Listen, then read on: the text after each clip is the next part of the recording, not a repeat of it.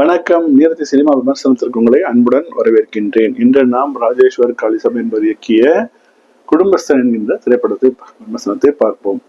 இதில் முக்கியமான கதாபாத்திரம் நடித்தவர்கள் மணிகண்டன், சாங்வி என்பவர் மற்றும் குரு சோமசுந்தரம். இந்த படத்துடைய ஷார்ட் ஒன்லைன் தலைப்பு தான் ஒன்லைன். குடும்பஸ்தன் ஒரு குடும்பஸ்தனாக இருக்கும் பொழுது என்னென்ன பிரச்சனை வரும் என்பதை பற்றி அழகாக சொல்லியிருக்கின்றனர். இது நக்கலைட்ஸ் யூடியூப்னு ஒரு சேனல், ரொம்ப பாப்புலரான ஒரு யூடியூப் சேனல். அவர்கள் தான் இந்த படத்தில் நிறைய பங்காற்றி இருக்கின்றனர். இப்பொழுது கதையை சற்று பார்ப்போம். மணிகண்டன் அவர்கள் ஒரு கிராபிக் டிசைனராக பணிபுரிந்து கொண்டிருக்கின்றார். அவருடைய அக்காவுடைய கணவர் மாமா குரு சோமசுந்தரம் அவர் பெரிய பதவியில் இருக்கின்றார். படத்தின் ஆரம்பத்தில் மணிகண்டன் சாங்வியை கொண்டு ஒரு நண்பர்களிடம் வருகின்றார். உடனடியாக பதிவு திருமணம் செய்ய வேண்டும் என்று சொல்கின்றார்.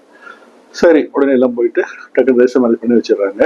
சாங்வி அவர்கள் வேற ஒரு ஜாதியை சேர்ந்தவர். அதனால் இவருடைய அப்பா இயக்குனர் ஆர் சுந்தரராஜன், அப்புறம் இவருடைய அம்மாவுக்கு அவ்வளவாக பிடிக்கவில்லை. இருந்தாலும் ஏற்றுக்கொள்கின்றனர்.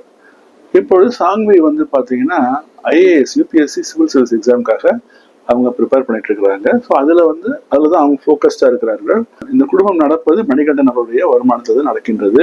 மணிகண்டன் அவங்க அப்பா வீடு மராமத்து செய்ய வேண்டும் என்று அதற்கு கொஞ்சம் பணம் கேட்கின்றார். ஓகே, தருகின்றேன் என்று வாக்குறுதி தருகின்றார். அதே போல் அவருடைய அம்மா ஆன்மீக சுற்றுலா கோயிலுக்கெல்லாம் போவாங்க இல்லைங்களா, அதற்கு பணம் தேவைப்படுகின்றது. அதை அவங்க கேட்கின்றார். இவரும் அதற்கு சரி என்று வாக்குறுதி கொடுத்து விடுகின்றார். இப்பொழுது இவருடைய திருமணம் செய்து கொண்ட மனைவி கர்ப்பமாகின்றார். அவருடைய படிப்பு செலவிற்கும் அதே போல் மருத்துவ செலவிற்கும் இவர் தான் பணம் தர வேண்டும். இந்த கடமைகள் எல்லாமே அவருக்கு இருக்கின்றன. இந்த நிலையில் அவருடைய அலுவலகத்தில் அவருடைய கிளையண்ட் ஒருவரிடம் முரட்டுத்தனமாக நடந்து கொள்கின்றார். இவருடைய வேலை பறிபோகின்றது. இப்பொழுது என்ன செய்வது? நண்பர்களிடம் ஆலோசனை கேட்கும் பொழுது அவர்கள் கடன் வாங்கி சொல்கின்றனர். ஒருவரிடம் கடன் வாங்குகின்றார், திருப்பி கட்ட முடிவதில்லை. வேறு ஒன்றை நம்பி இன்னொரு கடன் வாங்குகின்றார், அதையும் கட்ட முடியவில்லை. ஆகவே கடனுக்காக கடனை வாங்கி எல்லா கடன்காரங்களையும் துரத்த இவர் ஓடுகின்றார். இதுல என்ன முக்கியமான விஷயம் என்னவென்றால், தனக்கு வேலை பறிப்போன விஷயத்தை இவர் வீட்டில் யாரிடம் சொல்லவில்லை.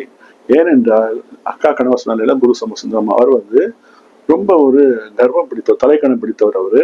அவரு மணிகண்டன் எப்போதுமே மட்டம் தட்டி தான் பேசுவாரு. அது மட்டும் அல்லாமல் அவர் மணிகண்டன் மட்டுமல்ல, யாரா இருந்தாலும் அவர் கொஞ்சம் மட்டம் தட்டி பேசுற ஒரு குணமுடையவர். இந்த படத்துடைய ஒரு வில்லன், அவர் தான் வில்லன் கேரக்டர். ஆக கடன் சுமையிலிருந்து வெளியே வந்தாரா, வீட்டில் பிரச்சனைகளை எப்படி அவர் சமாளித்தார் என்பது போன்றதுதான் படத்துடைய மீத கதை. அடுத்ததாக திரைக்கதைக்கு வருவோம். திரைக்கதை என்று வரும்பொழுது இது முழுவதுமாக நகைச்சுவை அடிப்படையாக வைத்துக் கொண்டு எடுத்திருக்கின்றனர். அதாவது எப்படின்னா, எல்லா இடத்துலயும் பாத்தீங்கன்னா வசனங்கள் மூலமாக, இந்த திரைக்கதை சில காட்சிகள் மூலமாக நமக்கு சிரிப்பு கொடுத்து கொண்டே இருக்கின்றனர். ஆதலால் நமக்கு கொஞ்சம் இந்த மாதிரி கொஞ்சம் கஷ்டமான படங்கள்லாம் பார்க்கிறோம் இல்லைங்களா, அது மாதிரிலாம் இல்லாம நமக்கு தாராளமாக பார்க்க முடிகின்றது. முதல் பாதி இரண்டாம் பாதி இரண்டுமே நமக்கு நன்றாக இருக்கின்றது.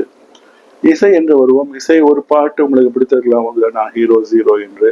எனக்கு சுமார் இன்னொரு பாட்டு எனக்கு பிடிக்கவில்லை. இதுதான் என்னுடைய கருத்து. நடிப்பு என்று வரும்பொழுது மணிகண்டன் அவர்கள் மிகவும் அருமையாக நடித்திருக்கின்றார். இந்த திரைப்படத்திற்கான ஒரு முக்கியமான ஒரு தூண் அவர்தான். ஏனென்றால் அவர் பலவிதமான உணர்ச்சிகளை காட்ட வேண்டியிருக்கின்றது. நகைச்சுவை, சோகம் இல்லைங்களா, அப்புறம் அந்த கஷ்டத்தை வெளியே சொல்லாமல் உள்ளேயே வைத்துக் கொண்டு அப்படி இருக்கின்ற அந்த ஒரு வேதனை, அது எல்லாமே அற்புதமாக நடித்திருக்கின்றார். அந்த ஒரு சமயத்தில் பார்த்தீங்கன்னா, நைட் எல்லாம் தூங்கும்போது அவங்க ஒய்ஃப் பக்கத்துல உட்காந்துட்டு வயிறை பார்த்து உட்காந்துட்டு உள்ள குழந்தைகளை பேசுவார். பாப்பா நீ தூங்கிட்டியா, நான் இன்னும் தூங்கல, கஷ்டமா இருக்கு, இப்படிலாம் சொல்லுவாரு. ஸோ அந்த மாதிரி சமயங்கள் ரொம்ப நன்றாக நடித்திருக்கின்றார். மணிகண்டன் நடிப்பு இந்த படத்தினுடைய வெற்றிக்கு ஒரு முக்கிய காரணம். அடுத்ததாக குரு சோமசுந்தரம் பாத்தீங்கன்னா, சைனால இருக்கிற அவங்க ஆஃபீஸ்க்கு ஒரு பிரான்ச் ஓபன் பண்றாங்க. அதற்கு ஹெட்டாக இவரை போட போகின்றார் என்று ஒரு பேச்சு வருகின்றது. உடனே இவர் டோட்டலாக ஒரு சைனாக்காரனாக மாறுகின்றார். அதாவது வீட்டுல சாப்பிட்றதெல்லாம் சைனீஸ் ஃபுட்ஸ், ட்ரெஸ் எல்லாம் சைனீஸ் போட்டுட்டு மேண்ட்ரின் சைனீஸ் பாஷையெல்லாம் கற்றுக்கொள்ள ஆரம்பித்து கொண்டு இவர் அங்கெல்லாம் செய்கின்ற அந்த அட்டகாசங்கள் எல்லாம் ரொம்ப நமக்கு நகைச்சுவையாக இருக்கின்றன. அதே போல் அவருடைய நடிப்பும் பாத்தீங்கன்னா ரொம்ப நன்றாக இருக்கின்றது. ஒரு நகைச்சுவை வில்லன் இந்த திரைப்படத்தில். அவர் டைரக்ஷன் வரும்பொழுது வன்முறை படங்களை பார்த்து சந்தித்த படம் நமக்கு தமிழில். இது ஒரு நல்ல குடும்ப படம்.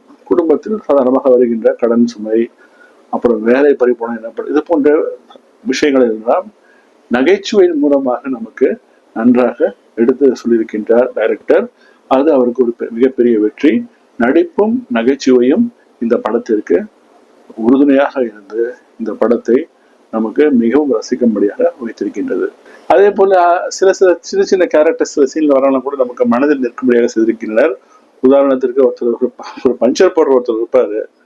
அவர் நான் பஞ்சர் போட மாட்டேன், ஏனென்றால் நான் கோடீஸ்வரன் என்று சொல்வார். ஏன் அப்படி சொல்றாருன்னு நீங்களே பார்த்து தெரிந்து கொள்வார்கள்.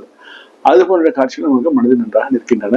இந்த திரைப்படத்தை பார்க்கலாமா வேண்டாமா என்கின்ற நமது நோக்கத்திற்கு வருவோம். நான் எப்போதும் சொல்வது போல நமக்கு முக்கியமானது பணம் மற்றும் நேரம். நேரம் நன்றாக இருக்கின்றது, கஷ்டங்களே சொல்றாங்க, நகைச்சுவையும் சொல்றாங்க. ஸோ அதனால நமக்கு நேரம் ஒன்றும் நமக்கு வீண் கிடையாது. அதே போல பணம் என்று வரும்போது இந்த திரைப்படத்துடைய முக்கியமான கஷ்டமாக வருவதே பணம் தான். ஸோ நமக்கு பார்த்தா நமக்கு புரியும், நம்ம பணத்தை நாம் சேமித்து வைத்துக் கொள்ள வேண்டும் என்பது. ஆகவே இந்த இரண்டு காரணங்களும் இந்த படத்தில் நமக்கு நன்றாக எடுத்து சொல்லப்படுவதனால் திரைப்படத்தை நீங்கள் பார்க்கலாம் என்பதே என்னுடைய தனிப்பட்ட தாழ்மையான எண்ணம். ஆகவே தயவு செய்து திரைப்படத்தை திரையரங்கில் சென்று பாருங்கள். இந்த விமர்சனம் உங்களுக்கு பிடித்திருந்தால் தயவு செய்து லைக் பண்ணுங்க, ஷேர் பண்ணுங்க. இறுதி சேனலுக்கு சப்ஸ்கிரைப் செய்யாவிடில் தயவு செய்து சப்ஸ்கிரைப் செய்யுங்கள். உங்களை மீண்டும் அடுத்த பதிவில் சந்திக்கின்றேன். அதுவரை என்றென்றும் நன்றியுடன் வணக்கம்.